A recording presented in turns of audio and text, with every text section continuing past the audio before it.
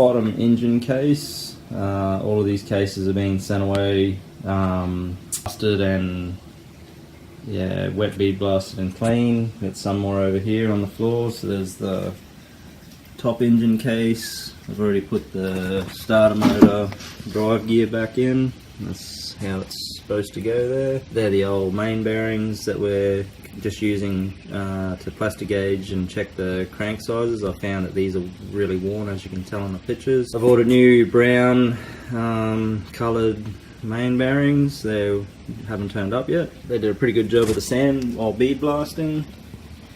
We've got the cylinder over here. I've got a little repair there on this end, right about there. It's got to have a helicoil put in it. That was completely smashed off. This engine had a very hard life. So the cylinder had heaps of fin repairs done. You can see a little repair over here, and they were all repaired. A very good friend of mine helped me weld those up, and I spent hours with a Dremel fixing those. So the barrels measure out perfectly at the standard size. Just off the top of my head, I have to look up the book. It's like 54.8 or something like that. They're like nearly exactly on that, measured with micrometers. So I just had them honed, stoned the sealing surfaces with a little stone block, and they're just about ready to go back together. What we got now? The head. So the heads we found it had one bent inlet valve over here. Had to buy a new one. The rest of the valves were cut, and the seats were cut in the head, and was blasted, sand blasted. So the valve springs all back in, except for the one that's missing. So it's in pretty good shape now. Sump there with the bolts. So I've spent the last hour or so with this little ratchet tap and 6mm tap, going over all of the 6mm holes in the engine case, tapping out all of the holes, making sure they're all cleaned up. They had a fair bit of sand and whatnot in them. I had to wash the parts a couple of times prior to starting the reassembly. It was full of grit and dirt and old.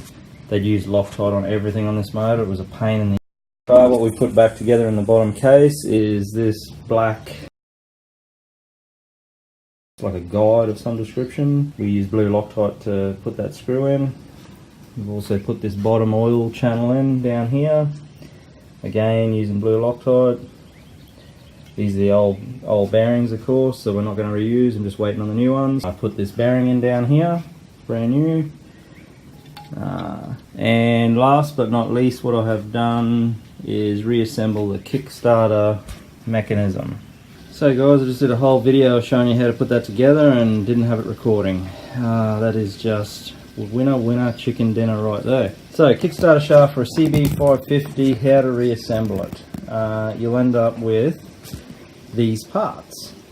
So left to right, we have our little circlip, a small washer, this little mechanism with the bent foot on it, a spring, another 20mm washer, I think it is, ratcheting or dog gear, a spring, another washer with the funny little cutout, it's like two flats either side, and then this gear here. We got our on the outside, so our shaft goes through, runs on this surface. So we'll slide this back together, make sure it's spotlessly clean. And this looks dirty, it's not. It's got assembly compound on it. I've just stripped this down to show you guys, so I'm just going to reassemble it, but you would have to clean and re-lube it all. So firstly, we want to put our Kickstarter shaft through here. This little part here needs to butt up to like that. Okay, first things first, we need to put our gear on. It goes this way, so slides onto the shaft.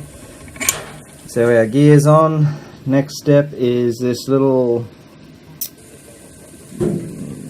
thrust washer, I guess we'll call it, with the two flat sides. It goes on here.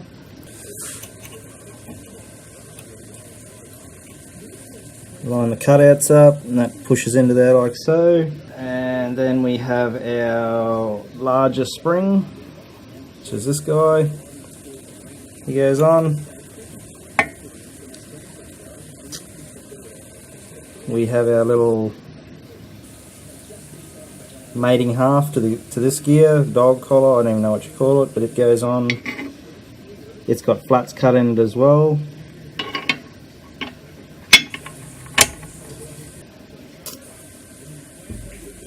Holding some pressure on that. Then we have the smooth thrust washer, it's this guy. He goes on next.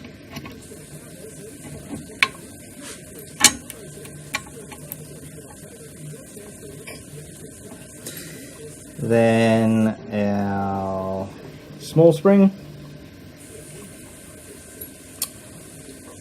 Then our, well, I guess it'll be a locking shaft. It locks into this little cutout here. This leg does, has to go bent side that way. We'll put him on.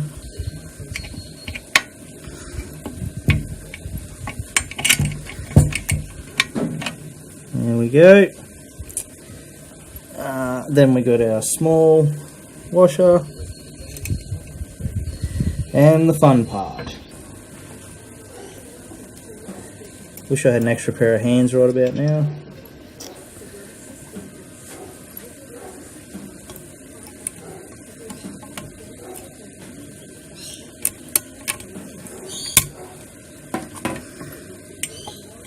It's got him.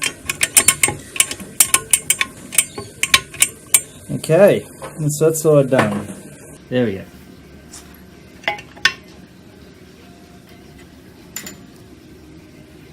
Our spring goes on, the short little bent side in first. He hooks in underneath this arm.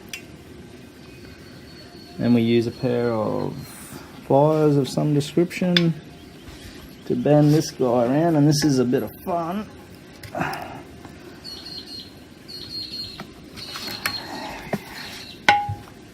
Put that on like so. Yeah guys, once you got the big spring on, you put your circlip on, and then this washer. According to the parts fish, that's how it goes. So just put a pair of vice grips on the end of the shaft just to give you an idea of how this should work. So when you kick the bike, obviously that engages and rotates that gear. When you let it go, it should disengage, which should allow this to spin freely.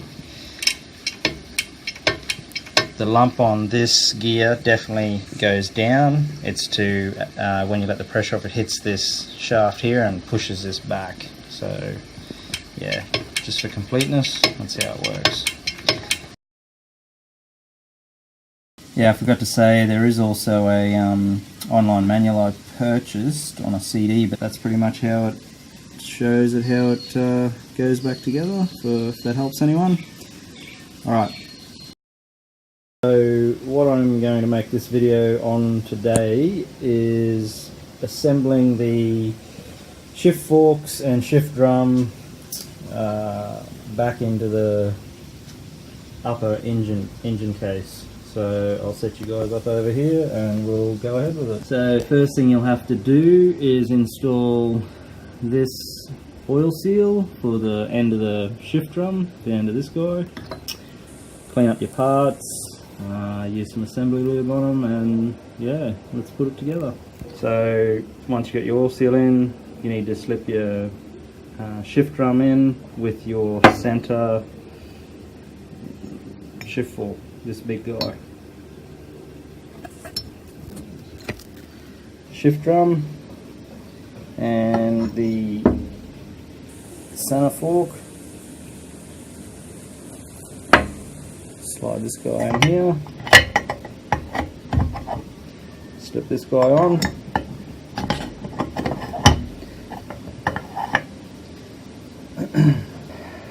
Little skinny bearing, he can go in here now.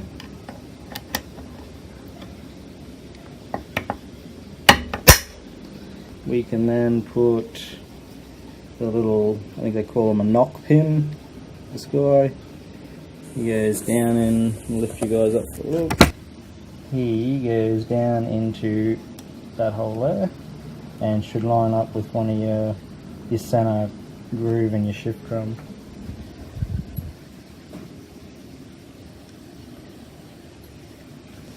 I'm just going to use something to push him down with. It's got him. You got to make sure he's right down into the groove. And then this little bad boy goes in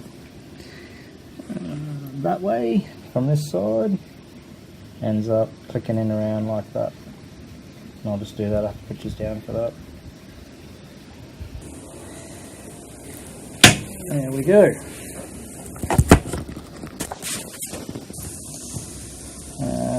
So he should look like that. Put some assembly lube on this. Now the threaded end faces out, and you want to get your, what would this be, your left shift fork and your rod. You want to line the groove up in the shift drum with the fork, like so. So you can see there's a little, little bit on the end, nub. It's going to go into that groove. Push your rod through a bit more. Grab your right shift fork. Tricky one-handed.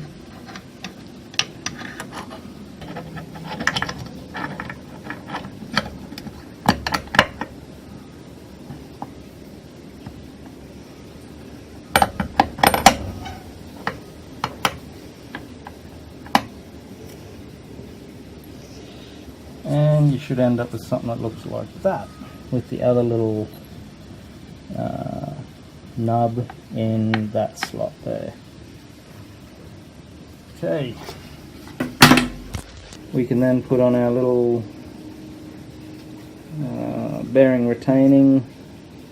and shaft retaining piece with our two little 6mm bolts. It goes like so.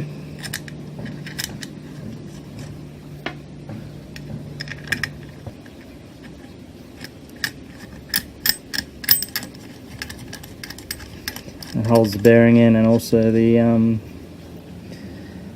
shift fork shaft from coming back out.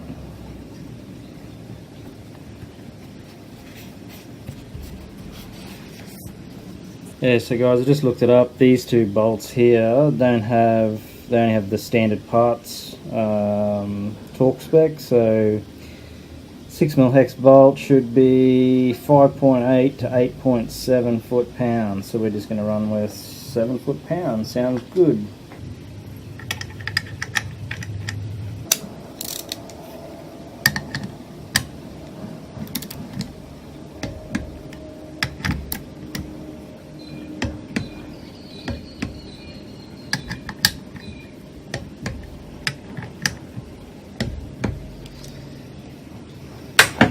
So this little gear shift mechanism, I guess you'd call it, we'll put it on as well. You just got to make sure that all your outer pins here are all in, and there should also be a little raised pin that sits here and one in here which lines up with this hole here. So we want to put this guy in so he lines up with that. This guy here has got like a little indent. It lines up with this one. And we can put our bolt in.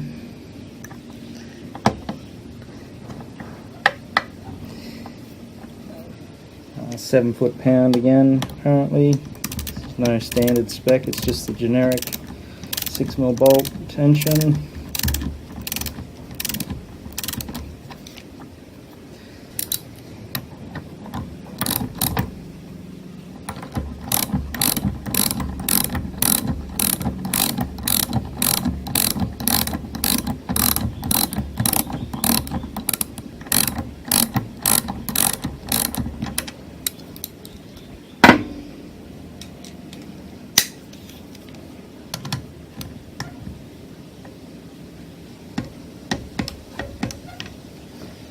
And that's that done. I'm going to put the neutral switch and the rotor for the neutral switch on. It goes on this side on the shift drum. I think it's a 6x12 screw and a 6x20 for the rotor. 6x12 for that. Part on first. Sits in there like such. And it's normally not this hard.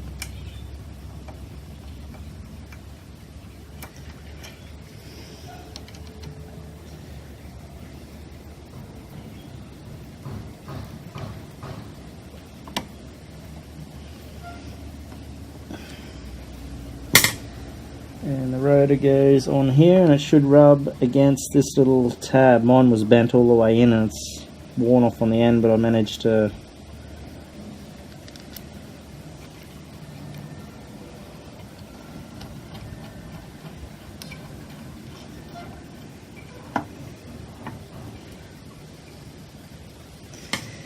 I'm not too sure on positioning. I'll wait till I get the gear set in, and then I'll be able to work out where this is actually meant to sit.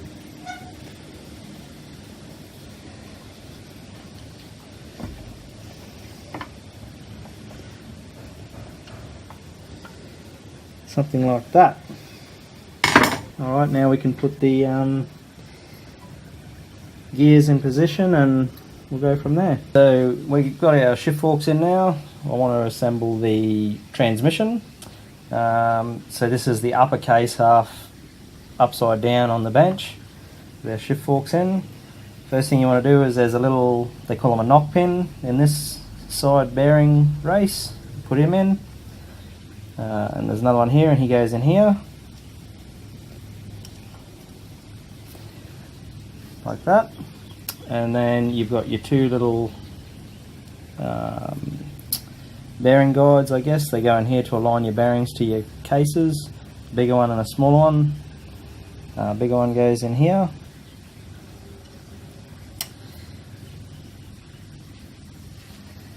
Something like that. Smaller one goes in here. Like so. You just got to be careful on the end of this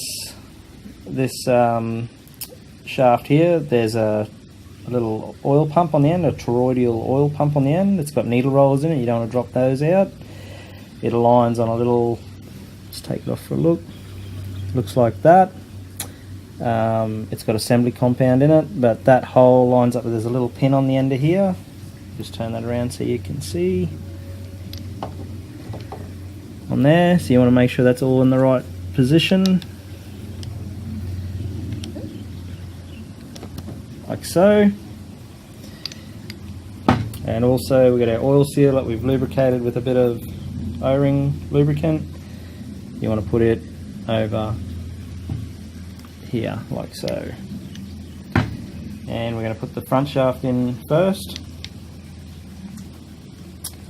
So this part here has to align with this fork, front center fork. And we want to make sure there's a hole in this on the bottom side that it aligns up there, that it aligns with the knock pin that you put in earlier. And you'll feel it click in like that. You're going to make sure that this is aligned with its groove down here. There's also a big washer that sits on this particular shaft, don't lose it. You've got your shift gear in, the second shaft. Again, this knock pin goes in this side. You want to line your fork gears up with those two slots.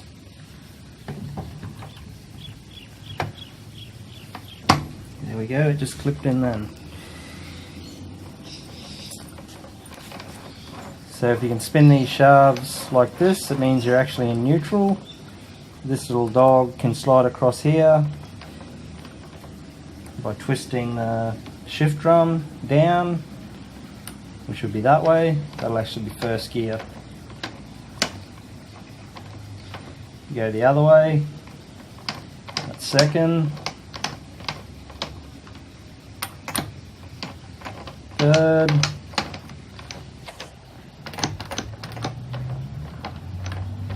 4th and 5th.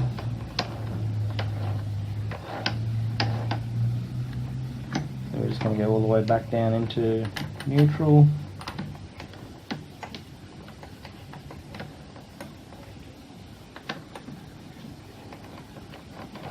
Which is there. And that's your transmission back together. We just got to put the primary shaft back in the lower crankcase. Yeah, just a update to my transmission install video. I'm going to have to edit the video I did yesterday. Just wanted to point out a couple of things to help someone else doing this. So here on our transmission countershaft, we got our oil seal behind our sprocket. I installed the sprocket yesterday. I mean, you guys know how to install a sprocket, so I'm not even going to go into that, but it's on now. The oil seal, prior to putting that on, I did use O-ring grease on the inside of the seal, and I was going to put it on the outside, and I ended up wiping it off. And the reason being is when we push our top case half on, was actually the bottom case half onto the top, I'm going to scrape the O-ring grease down and it'll end up on their sealing face. I haven't cleaned these properly yet, but once we do and we put our bead of silicone on, I've got grease mixed with it, it's not going to create a very good seal, it's probably going to leak. So I left the outside dry, but I definitely lubricated the inside. Just for someone that needs it, the part number, or Honda part number for that seal is 91205-283-015. It's a 33 by 57 by 7 seal. On our main shaft, this guy over here, we have the little flat seal that I put in. Same thing, no grease on the outside, just popped it in, and it's got a line on it. I just sort of made sure, not sure if you can see that. There we go.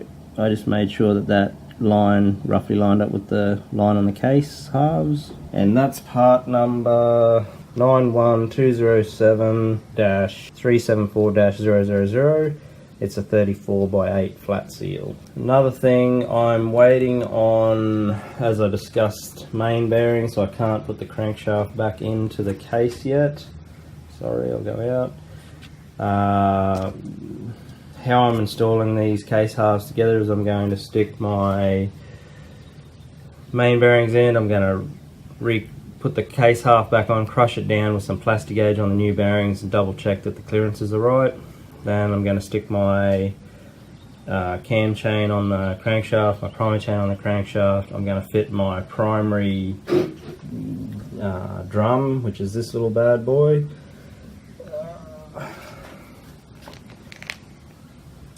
I'm going to take this piece off, sit it in here with the chain around it, put my silicone down, stick my case halves on, bolt them together, and then I can actually feed this shaft back through to put it back together. It's just so I'm not, you know, trying to hold the crankshaft and all that caper in while I'm lowering the case halves together. One thing I haven't checked yet is the conrod bearing clearances onto the crankshaft with plastic gauge, so I might make a little video on that today, and it'll give people an idea on how to use plastic gauge. I did, just for, you know, completeness of the video, you know, prior to refitting the fork selectors, I did use little micrometers to measure. There's a spec they're giving the manual on how wide these have to be, the little fork tips. It always pays to, you know, buy good measuring equipment. So I have got a set of these, which is, these are really good, Toyo brand.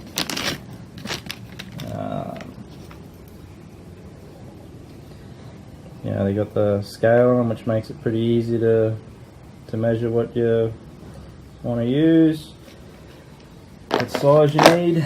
I also stripped these shafts down completely on the bench, one at a time, pulled every single gear off, cleaned the shaft, and then reassembled them. But while I did that, I made sure I had the parts fiche and also the service workshop manual to ensure that you know, everything was back in the correct order that it had to be. I didn't find any issues in here with anything in the wrong spot.